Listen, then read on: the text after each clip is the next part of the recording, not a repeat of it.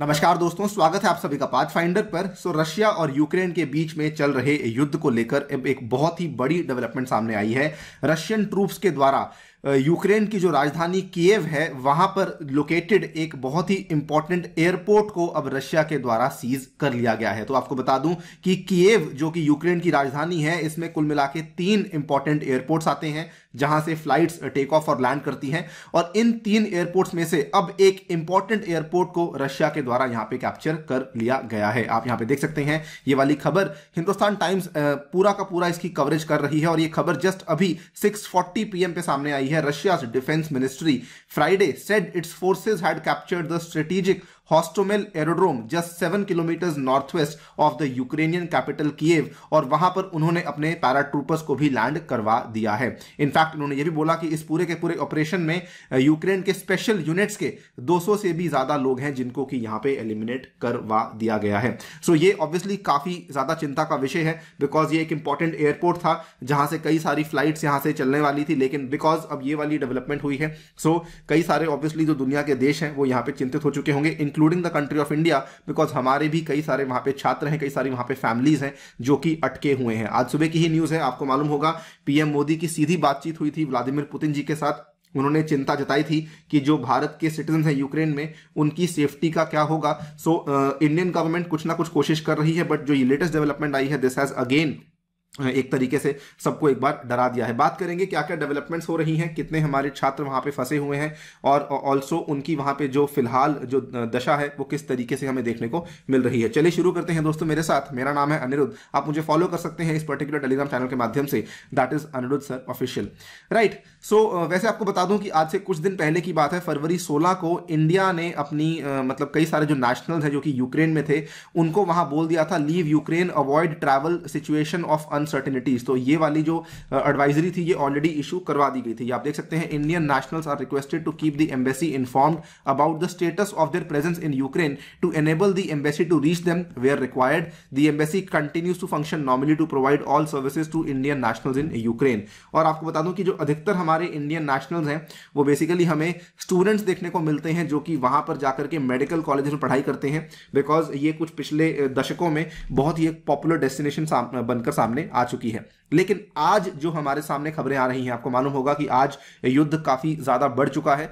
आज जो न्यूज सामने आ रही है, फरवरी 25 को ये वाली खबर सामने आई, आप देख सकते हैं 7 PM की ये न्यूज है। No food, no information on what next, some Indian students remain in Ukraine metro station. और इसका एक चित्र भी सामने आया है, आप यहां पे देख सकते हैं, ये पूरे के पूरे मेट्रो स्टेशन हैं, यहां पे कितनी भारी मात्रा में लोग जो हैं वो फंसे बैठे हैं, और ये यूक्रेन की फिलहाल दिशा चल रही है। ये वहां के मेट्रो स्टेशन है जहां पे अंडरग्राउंड लोग हो चुके हैं।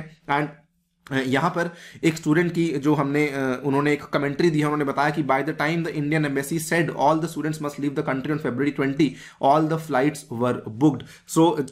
कुछ बच्चे, कुछ लोग वहां से निकलना चाह रहे थे, कुछ निकलकर आ भी चुके हैं, काफी ज्यादा लोग अभी तक फंसे हुए हैं। और जैसा इन्होंने बताया कि जो लोग निकलना चाहते थे, लेकिन काफी सारी फ्लाइट्स यहां पे ऑलरेडी बुक हो चुकी थी। आपको बता दूं कि यहां पर फ्लाइट्स के दाम भी काफी ज्यादा बढ़ चुके थे। नॉर्मली अगर यूक्रेन से किसी इंसान को इंडिया आना है तो उसकी एक तरफ की जो टिकट होती है वो 23,000 की होती है, लेकिन अभी इस मुसीबत के समय पे यही वाली टिकट का प्राइस 65,000 का यहां पर देखने को मिल रहा था। इनफैक्ट यहां पे स्टूडेंट्स ने एक और बात कही कि now I do not know what I should do.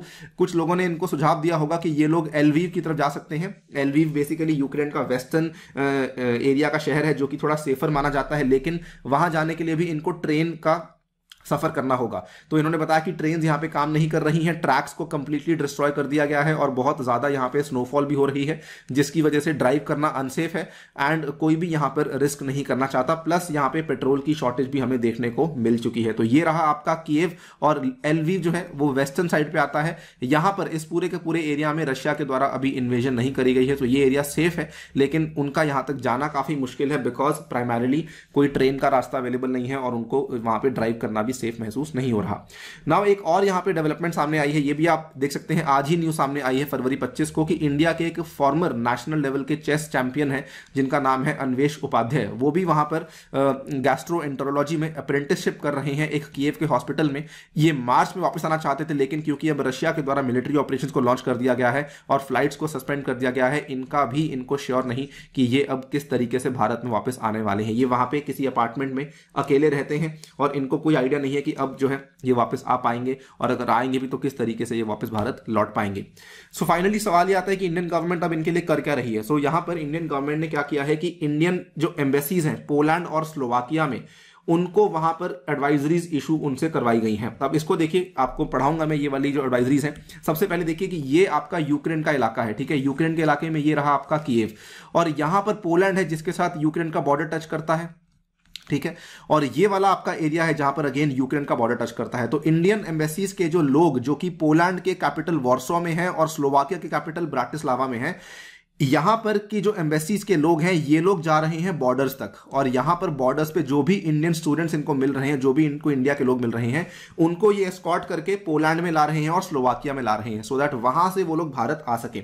So as you can see over here, ये एम्बेसी ऑफ इंडिया ब्रातिस्लावा यानी कि स्लोवाकिया की है। इन्होंने कहा from yesterday afternoon the embassy of India has stationed officials at the Slovakia Ukraine border to provide essential assistance to Indian nationals who might cross over to Slovakia. So इसमें इन्होंने contact details भी यहां पे दी हैं कि ये वाले लोग हैं जो कि आपको यहां पे हेल्प कर रहे हैं। उसके बाद वॉर्सो के केस में भी सेम चीज कही है, Indian nationals arriving at the Poland Ukraine border public conveyance at the bus और taxi are advised to make for the so and so border, ठीक है, सो दैट वहां पर जाकर के इनके एम्बेसी ऑफिशियल जो है वहां पे स्टेशन है, इनसे ये संपर्क में आ सके और वहां पर जाकर के ये लोग को ये इंडिया वापस पहुंचा सके। तो ये वाली स्ट्रैटेजी फिलहाल इंडिया फॉलो कर रहा है कि यूक्रेन से जो लोग बॉर्डर तक पहुंच चुके हैं पोलैंड और स्लोवाकिया के, वहां तक लोगों को वहां से इवैक्यूएट करवाया जाए। और एक जो लेटेस्ट डेवलपमेंट सामने आई है, इसमें इंडिया ने यह भी कहा है कि अब जो भी इवैक्यूएशन उनके नेशनल्स की होने वाली है, उनके लिए खर्चा भी इंडियन गवर्नमेंट के द्वारा ही बेयर किया जाएगा। दोस्तों सिचुएशन काफी ज्यादा संगीन है, बिकॉज कुल मिला के लगभग 20,000 के आसपास लोग हैं जो कि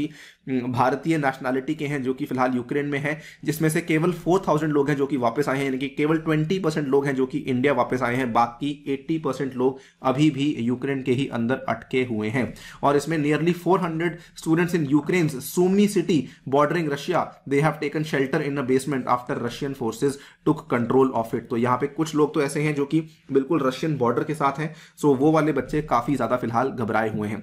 आपको बता दूं एक लेटेस्ट डेवलपमेंट आफ्टर 6:40 PM, यानी कि जब उन्होंने उस एयरपोर्ट को वहां पे लिया, तो एक लेटेस्ट डेवलपमेंट सामने 6:57 PM पे जब हमारे जो विदेश मंत्री डॉक्टर एस जयशंकर हैं उनकी बातचीत हुई यूक्रेनियन फॉरेन मिनिस्टर के साथ, तो उन्होंने बताया कि I have received call from Ukrainian FM, he shared his assessment of the current situation, और इन्होंने साथ में कहा कि I discuss the predicament of Indian nationals including students, appreciate his support for their safe return.